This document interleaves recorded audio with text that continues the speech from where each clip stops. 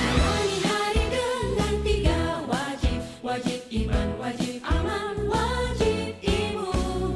Berolahraga, riang gembira, mencegah kita jatuh sakit. Makan bergizi tiap hari, tidur cukup itu pasti.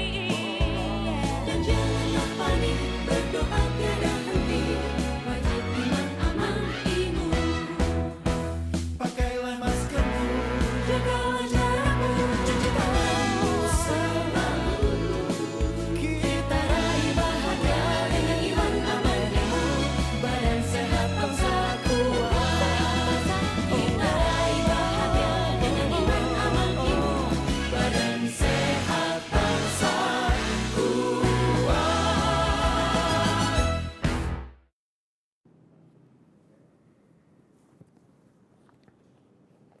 Assalamualaikum warahmatullahi wabarakatuh. Selamat sore, salam sejahtera untuk kita semuanya. Hari ini saya akan menyampaikan perkembangan penanganan COVID-19 di Indonesia. Dalam mengantisipasi lonjakan kasus yang terjadi, pemerintah berusaha semaksimal mungkin mengatur operasional sektor sosial ekonomi. Hal ini dilakukan melalui Instruksi Mendagri Nomor 13 Tahun 2021. Dalam Inmendagri ini, pemerintah berupaya mengatur operasional sektor perkantoran dengan proporsi WFH sebanyak 75% di kabupaten kota berzona merah dan WFH 50% di kabupaten kota berzona kuning dan oranye. Penting untuk diingat, pada saat WFH, pekerja tidak boleh melakukan mobilisasi ke daerah lainnya. Selanjutnya, kegiatan belajar mengajar di zona kuning dan oranye akan mengikuti keputusan Kementerian Pendidikan Riset dan Teknologi, sedangkan di zona merah, kegiatan belajar mengajar dilakukan secara daring. Untuk pusat perbelanjaan dan fasilitas umum lainnya, kapasitas pengunjung dibatasi maksimal 50%. Pemerintah juga mengatur kegiatan keagamaan melalui Surat Edaran Menteri Agama Nomor 13 Tahun 2021. Dalam surat edaran ini, kegiatan sosial keagamaan seperti ibadah, pengajian, pesta pernikahan dan sejenisnya di zona merah ditiadakan sampai wilayah tersebut dinyatakan aman dari COVID-19 berdasarkan penetapan pemerintah daerah. Selain itu, saya hendak menyampaikan bahwa testing adalah sebuah kewajiban dalam rangka menyaring kasus positif sedini mungkin. Namun perlu diingat bahwa pemeriksaan strain virus tersebut bukanlah sebuah kewajiban mutlak. Whole genome sequencing memiliki metode khusus dan tidak semua kasus positif layak untuk dilacak genomiknya. Misalnya kasus dengan gejala yang tidak biasanya maupun kasus pada pelaku perjalanan dari luar negeri dan lain-lain. Tugas kita saat ini ialah mematuhi protokol sebaik-baiknya untuk meminimalisir terpapar dengan varian-varian tersebut, dan bagi yang sakit dan terinfeksi varian tersebut untuk menjalani pengobatan sesuai prosedur untuk mempercepat proses penyembuhan. Selanjutnya, update perkembangan kasus harian COVID-19 pada tanggal 16 Juni 2021 terjadi penambahan kasus positif sebanyak 9.944 dan jumlah kasus aktif mencapai 120.306 atau 6,2%, sedangkan jumlah kasus sembuh kumulatif adalah 1.763.870 atau 91%. Sedangkan kumulatif kasus meninggal adalah 53.476 atau 2,8%.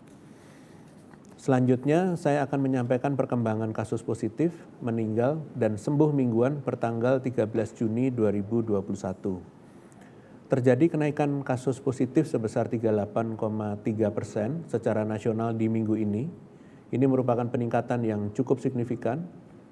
Ini peningkatan dengan kenaikan ini dikontribusikan oleh DKI Jakarta, yaitu naik sebesar 7.132 kasus, Jawa Tengah naik 4.426 kasus, Jawa Barat naik 2.050 kasus, Daerah Istimewa Yogyakarta naik 973 kasus, dan Jawa Timur naik 939 kasus. Kemudian untuk kenaikan kasus meninggal di minggu ini sebesar 4,9%. Angka ini meskipun kecil, namun tidak dapat ditolerir karena seharusnya angka kematian dapat terus ditekan setiap minggunya. Kenaikan ini dikontribusikan oleh Jawa Timur yang naik 43 kematian, kemudian Sumatera Barat naik 24 kematian, Aceh naik 24 kematian, Daerah Istimewa Yogyakarta naik 13 kematian, dan Sumatera Utara naik 12 kematian. Terakhir, untuk kesembuhan, sangat disayangkan di minggu ini terjadi penurunan kesembuhan sebesar 6,9%. Hal ini merupakan perkembangan yang sangat tidak diharapkan, di mana ketika kasus meningkat, seharusnya selalu dibarengi dengan meningkatnya pula kesembuhan. Namun, saya tetap mengapresiasi 5 provinsi dengan kesembuhan tertinggi di minggu ini, yaitu Jawa Tengah naik sebesar 2.209 kesembuhan, DKI Jakarta naik 2.200 kesembuhan, Kepulauan Riau naik 1.956 kesembuhan, Jambi naik 489 kesembuhan, dan Daerah Istimewa Yogyakarta naik 429 kesembuhan. Sangat disayangkan bahwa perkembangan pada minggu ini sangat tidak diharapkan mengingat kita sempat mengalami penurunan kasus mingguan pada minggu lalu. Adanya kenaikan ini menunjukkan masih terasanya dampak dari kegiatan-kegiatan pada periode libur Idul Fitri yang menimbulkan kerumunan dan meningkatkan potensi penularan seperti mengunjungi rumah sanak saudara, melakukan perjalanan keluar wilayah, melakukan wisata maupun menuju pusat perbelanjaan. Untuk itu, seperti yang sudah saya ingatkan, mohon kepada seluruh lapisan masyarakat untuk kembali memperketat protokol kesehatan yang mungkin saja sudah mulai lengah beberapa minggu ini. Adanya penurunan kasus yang kita rasakan sejak bulan Februari tidak dapat dipungkiri bisa membuat kita lengah dan merasa bahwa pandemi telah usai. Namun, kenyataannya, kenaikan pada minggu ini menunjukkan bahwa COVID masih ada dan pandemi ini masih nyata di hadapan kita. Tentunya saat ini kita sudah mulai kembali terbiasa mendengar saudara dan kerabat kita yang terkena COVID-19. Keadaan ini dapat dijadikan pengingat untuk dapat kembali meningkatkan semangat kita dalam menjalankan protokol kesehatan sedisiplin mungkin dimanapun kita berada. Selalu gunakan masker saat di luar rumah maupun di tempat umum, menjaga jarak minimal 1,5 meter dengan orang lain, dan terus membiasakan diri mencuci tangan secara rutin dan membawa hand sanitizer kemanapun kita pergi. Sekali lagi, saya ingatkan, kita tidak pernah tahu di mana kita akan berpotensi tertular COVID-19. Untuk itu, waspada menjadi kunci penting dalam mencegahnya. Selanjutnya, saya akan menginformasikan terkait peta zonasi risiko per 13 Juni 2021. Pada perkembangan zonasi minggu ini, diketahui bahwa jumlah kabupaten kota berzona merah, oranye, dan hijau mengalami peningkatan. Jumlah zona merah dari 17 menjadi 29 kabupaten kota, zona oranye dari 331 menjadi 339 kabupaten kota, dan zona hijau dari 7 menjadi 24 kabupaten kota. Sedangkan pada minggu ini, terjadi penurunan jumlah kabupaten kota berzona kuning, yaitu dari 158 menjadi 121 kabupaten kota. Perlu saya tekankan bahwa indikator klasifikasi zonasi mulai minggu ini dilakukan beberapa penyesuaian. Perubahan indikator ini menyesuaikan dengan dinamika kondisi COVID-19 dengan tujuan mempertahankan keakuratan dalam pengambilan kebijakan pengendalian COVID-19. Lebih rincinya, aspek-aspek indikator zonasi yang mengalami perubahan diantaranya ambang insiden kumulatif kasus positif per 100.000 penduduk, angka kematian kasus positif per 100.000 penduduk, jumlah testing per 100.000 penduduk, kami ulangi, jumlah testing per 1.000 penduduk, dan rata-rata keterpakaian isolasi dalam 1 minggu terakhir. Dari keempat klasifikasi zonasi tersebut, zona hijau dengan definisi tidak ada kasus baru memiliki perluasan arti, yaitu tidak tercatat kasus COVID-19 positif atau pernah terdapat kasus namun tidak ada penambahan kasus baru dalam 4 minggu terakhir dan angka kesembuhannya lebih dari 95%. Perubahan berdasarkan evaluasi ini dilakukan demi meningkatkan sensitivitas dari indikator yang ada, sehingga pemerintah daerah dapat lebih mudah memahami situasi daerahnya masing-masing lebih dini dan dapat melakukan langkah-langkah antisipasi yang terbaik. Terlepas dari perubahan zonasi yang ada, saya perlu menyampaikan alarm sedini mungkin bagi 10 kabupaten kota di zona oranye yang skornya hampir mendekati kabupaten kota berzona merah, diantaranya adalah Kota Bandung, Kota Pontianak, kemudian Kabupaten Sumba Tengah, Kabupaten Siak, Kabupaten Indragiri Hilir, Kota Medan, Kabupaten Gunung Kidul, Kabupaten Dharmasraya, Kota Tanjung Pinang, dan Kabupaten Pati. Secara garis besar, nyatanya perkembangan zonasi mingguan ini tidak terlalu baik, di mana salah satunya terdapat sejumlah 23 kabupaten kota dari zona oranye berpindah menjadi zona merah, yaitu Kabupaten Aceh Tengah dan Pidi di Provinsi Nanggro Aceh Darussalam, Kabupaten Padang Pariaman, Pasaman Barat, dan Kota Bukit Tinggi di Provinsi Sumatera Barat, Kabupaten Rokan Hulu dan Kota Pekanbaru di Provinsi Riau, Kabupaten Muara Enim di Provinsi Sumatera Selatan, Kabupaten Muaro Jambi, Tanjung Jabung Barat, dan Kota Jambi di Provinsi Jambi.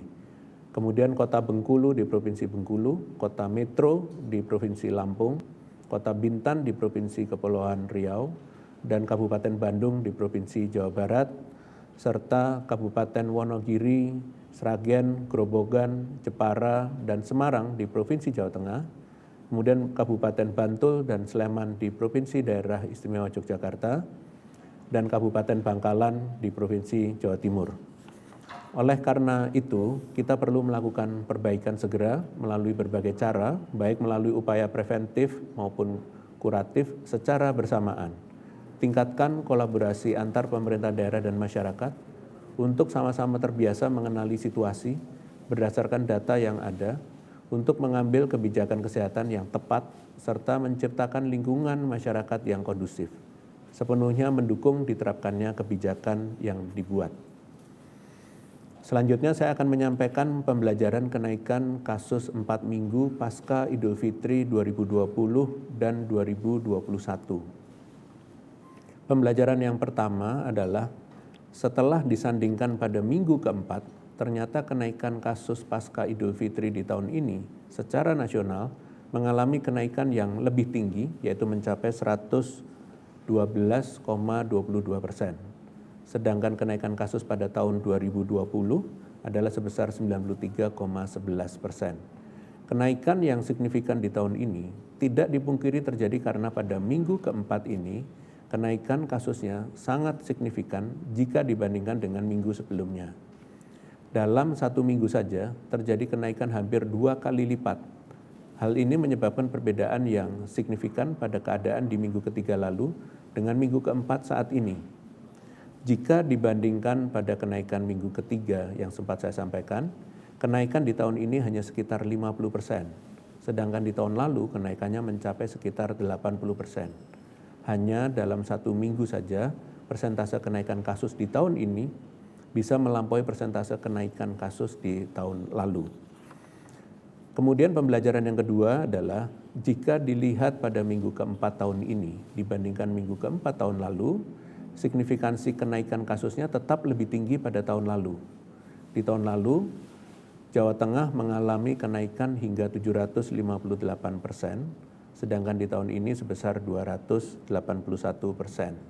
Hal ini dapat terjadi karena pada tahun lalu, Indonesia masih berada di tahap awal penanganan pandemi, dan kita masih menyesuaikan diri terhadap situasi dalam melakukan penanganan COVID-19 yang tentunya masih serba terbatas. Keadaan ini dapat memicu signifikansi kenaikan yang lebih tinggi. Namun, jika dilihat lebih dalam di tahun ini, meskipun persen kasus di tingkat provinsi tidak mengalami kenaikan sebesar tahun lalu, namun pada beberapa kabupaten kota tertentu, terjadi kenaikan kasus yang sangat signifikan dalam rentang waktu yang singkat. Contohnya, kenaikan kasus pada beberapa kabupaten kota di minggu lalu, seperti di Bangkalan, Pati, Kudus, Jepara, Bandung, dan kota Cimahi. Adanya kenaikan kasus di kabupaten kota tertentu ini menunjukkan bahwa dalam melihat situasi tidak bisa hanya menilai di tingkat provinsi saja, namun perlu untuk menilai hingga tingkat kabupaten kota. Jika terdapat kabupaten kota yang sudah menunjukkan kenaikan signifikan, harus segera ditangani agar tetap terkendali sehingga tidak meningkatkan kasus di tingkat provinsi hingga nasional. Terakhir, yaitu pembelajaran yang ketiga adalah Provinsi Bali dan Sulawesi Selatan yang pada tahun lalu masuk ke dalam 5 besar kenaikan tertinggi, di tahun ini posisinya digantikan oleh daerah istimewa Yogyakarta dan Jawa Barat. Di tahun ini, kenaikan kasus tertinggi pada minggu keempat pasca Idul Fitri seluruhnya diisi oleh provinsi dari Pulau Jawa. Mengingat 5 provinsi ini adalah daerah asal dan tujuan mudik, maka perubahan 5 besar kenaikan tertinggi ini dapat dikaitkan dengan fakta bahwa meskipun telah diberlakukan periode peniadaan mudik sebelum dan setelah Idul Fitri, namun mobilitas penduduk keluar Jabodetabek sebelum Idul Fitri serta mobilitas penduduk masuk ke Jabodetabek setelah Idul Fitri tetap mengalami peningkatan yang signifikan. Selain itu, di dalam kota pun juga terjadi kenaikan mobilitas penduduk ke pusat perbelanjaan dan tempat wisata selama periode Idul Fitri. Adanya periode tambahan yaitu arus balik ke Jabodetabek 1 minggu pasca Idul Fitri dapat menyebabkan periode dampak yang ditimbulkan bertambah 1 sampai dengan 2 minggu. Dampak dari suatu periode libur panjang biasanya terjadi 4 sampai 6 minggu lamanya. Namun dengan adanya periode tambahan ini, bisa saja dampak dari periode Idul Fitri di tahun ini bertahan selama 7 sampai dengan 8 minggu. Tentunya keadaan di tahun ini jelas berbeda dengan keadaan di tahun lalu. Di tahun ini kita semua mungkin lelah karena telah berjibaku dengan pandemi ini selama lebih dari 1 tahun. Keinginan untuk kembali menjalani aktivitas normal tentunya tidak dapat dihindari dan roda ekonomi pun harus terus berjalan. Namun sisi positifnya adalah kita dapat mengambil pelajaran dari penanganan dan perkembangan COVID-19 di tahun lalu sehingga dapat memilah hal-hal yang perlu dihindari dan ditingkatkan, serta inovasi dan intervensi kebijakan seperti apa yang harus diterapkan di tahun ini. Dan dengan sumber daya yang tentunya meningkat dibandingkan tahun lalu, seharusnya dapat menjadi modal yang kuat dalam memperbaiki penanganan COVID-19 di tahun ini. Untuk itu, mari kita bersama-sama untuk tidak lelah belajar agar pandemi COVID-19 ini segera berakhir. Sekali lagi saya ingatkan, pandemi ini tidak akan usai apabila seluruh lapisan masyarakat tidak bergotong royong dan bahu-membahu menghadapinya. Pemerintah perlu untuk terus menguatkan penanganan hingga level terkecil dengan melakukan tindakan-tindakan konkret dalam keadaan genting, dan di waktu yang bersamaan masyarakat perlu untuk terus meningkatkan kedisiplinan protokol kesehatan setiap saat. Selanjutnya, saya akan menyampaikan strategi melandaikan kenaikan kasus COVID-19 dengan upaya preventif secara kolektif. Setiap orang punya peranan penting untuk memutus meluasnya mata rantai penularan. Karena pada prinsipnya, bertambahnya kasus COVID-19 sejak Maret 2020 lalu dimulai dari belum terbentuknya kekompakan masyarakat dalam menjalankan upaya pencegahan COVID-19.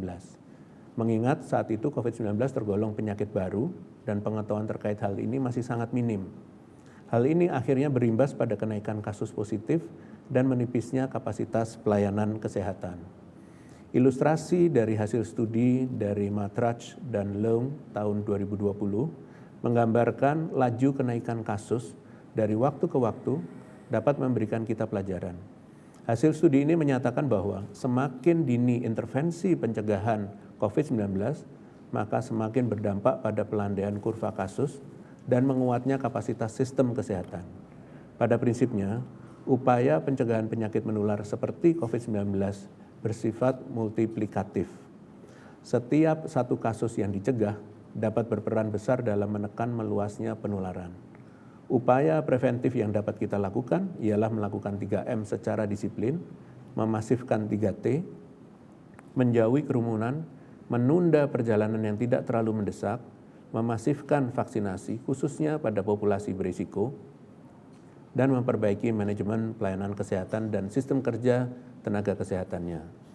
Namun perlu dimengerti bahwa upaya pencegahan yang baik harus dilakukan secara konsisten, tidak mengenal waktu. Selama masa pandemi COVID-19 belum berakhir, maka upaya preventif harus terus dilakukan karena peluang penularan masih tetap ada. Berdasarkan data-data yang saya paparkan sebelumnya, beberapa efek libur panjang yang menimbulkan kenaikan kasus membuktikan bahwa penularan dan virus tidak mengenal kata libur. Kita semua mengerti masa pandemi tidaklah mudah. Banyak yang terkena imbasnya bukan hanya soal sehat dan sakit, tapi juga menyentuh kepentingan lainnya. Tidak ada jalan lain untuk keluar dari pandemi, melainkan kita mampu beradaptasi dengan kebiasaan-kebiasaan baru ini secara berkelanjutan. Sebagai penutup, saya akan menyampaikan beberapa isu penanganan COVID-19 yang berkembang dalam beberapa hari terakhir. Pemerintah berkomitmen untuk melakukan program vaksinasi sesuai target yang ditentukan, baik dari segi jumlah masyarakat yang divaksin maupun kecepatan vaksin per harinya. Berdasarkan data seperti DKI Jakarta yang telah mencapai 61,93% untuk pemberian dosis kedua vaksin COVID-19, pemerintah optimis akan mencapai target vaksinasi yang sudah ditetapkan. Berdasarkan Peraturan Menteri Kesehatan Nomor 18 Tahun 2021, pemerintah juga bertanggung jawab dalam membiayai penanganan KIPI atau kejadian ikutan pasca imunisasi untuk pelaksanaan vaksin COVID-19. Penanganan yang membutuhkan pengobatan dan perawatan di fasilitas kesehatan akan disesuaikan dengan indikasi medis dan protokol pengobatan. Sekian sesi paparan hari ini, saya lanjutkan dengan tanya jawab media. Terima kasih. Pertanyaan pertama dari Rahmat Fauzan, Bisnis Indonesia.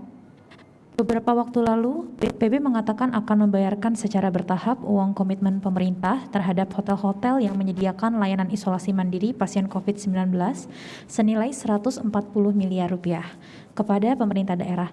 Terkait dengan hal itu, bagaimana perkembangan pembayarannya saat ini? Sudah berapa jumlah hotel yang menerima pelunasan? Lalu kemudian, kapan target pemerintah untuk melunasi biaya tersebut? Terima kasih. Terima kasih pada Bisnis Indonesia. Saat ini BNPB dengan Kementerian Keuangan telah membahas terkait pembayaran fasilitas isolasi tersebut di hotel-hotel. BNPB berkomitmen dan akan terus berupaya untuk melunasi tunggakan kepada hotel-hotel yang menyediakan layanan isolasi mandiri sesegera mungkin setelah alokasi dana tersedia. Terima kasih Prof. Pertanyaan kedua dari fatberita1.com.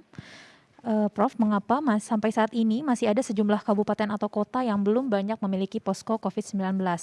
Sebenarnya apa fungsi posko? Adakah insentif bagi pengelola posko dan apakah posko dibentuk sampai tingkatan RW bahkan RT? Terima kasih. Baik, terima kasih berita1.com. Terkait dengan hambatan pembentukan posko desa atau kelurahan, berdasarkan laporan Satgas Daerah secara rutin, ini diketahui bahwa terdapat hambatan terkait distribusi anggaran untuk membentuk posko serta operasionalisasinya. Dari pertemuan ini, pemerintah pusat terus mendorong kelancaran distribusi anggaran dari pemerintah pusat ke pemerintah daerah dan dari pemerintah daerah ke level wilayah administrasi di bawahnya. Pemerintah pusat juga mendorong monitoring pembentukan posko desa atau kelurahan secara menyeluruh demi pemantauan yang spesifik sampai ke tingkat RT. Pada prinsipnya, penggunaan anggaran posko ini bertujuan untuk mendukung operasional posko dalam menjalankan keempat fungsinya, yaitu fungsi pencegahan, fungsi penanganan, fungsi pembinaan, dan fungsi pendukung. Keempat fungsi ini mencakup seluruh upaya preventif, promotif, kuratif, dan rehabilitatif dalam pengendalian COVID-19. Terima kasih. Pertanyaan selanjutnya Prof. dari Ayumi, BBC News Indonesia. Selain 3 varian asing yang terus mengalami peningkatan belakangan hari ini, terutama varian Delta, ada satu varian yaitu B14662 yang ditemukan pada sekitar 47% dari total sampel genom SARS-CoV-2 di Indonesia. Varian ini tidak termasuk dalam varian of concern dan varian of interest yang disebutkan oleh WHO. Kepala Lembaga Eijkman menyebutkan bahwa varian ini merupakan khas varian Indonesia. Namun hingga saat ini informasi tentang varian tersebut sangat minim, terutama berkaitan dengan virulensi atau kecepatan penularannya, peningkatan dan penularan efikasi antibodinya juga. Jika memang ada varian khas Indonesia semacam ini, apa langkah-langkah selanjutnya yang akan ditempuh? Sudahkah pemerintah mengantisipasi varian ini? Terima kasih. Terima kasih BBC News Indonesia. Pemerintah akan terus melakukan whole genome sequencing untuk menjadi dasar bagi pengambilan kebijakan kesehatan yang tepat, khususnya untuk mengontrol distribusi varian di Indonesia.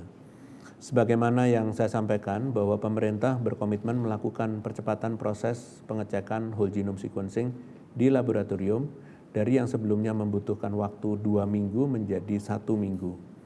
Semakin cepat rentang waktu pemeriksaan ini, diharapkan data yang didapat semakin aktual dan dapat dilakukan penanganan yang cepat. Pada prinsipnya, apapun jenis variannya, yang perlu kita lakukan ialah memperketat protokol kesehatan.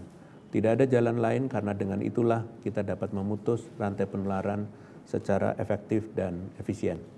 Terima kasih. Selanjutnya mungkin ada pertanyaan langsung, silakan.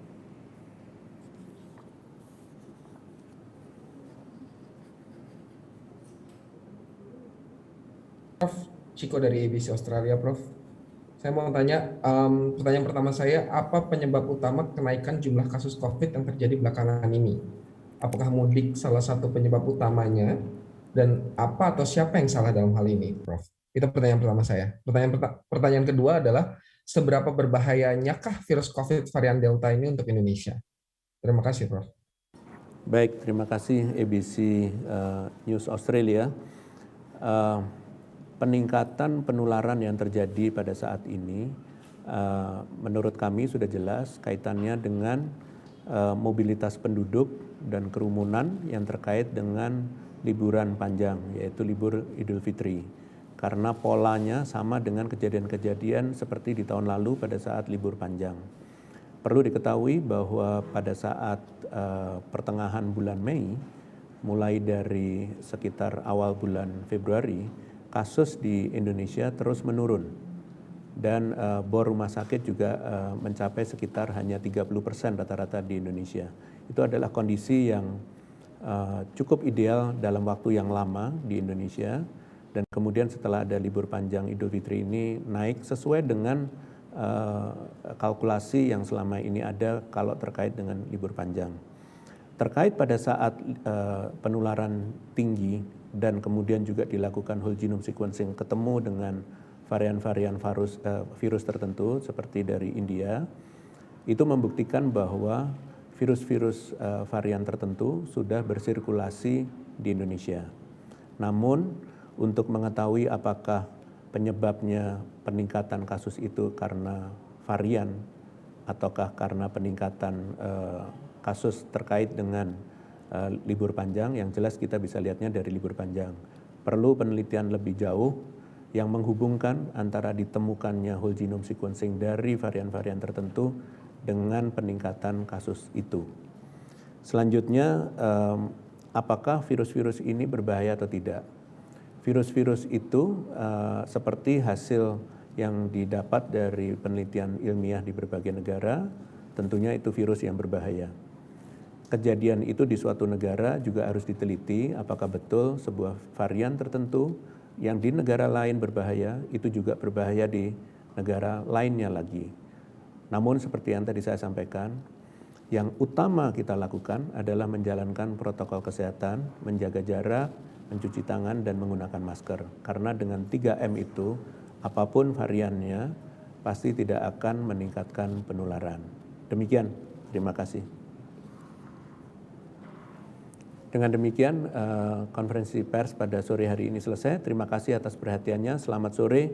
Wassalamualaikum warahmatullahi wabarakatuh.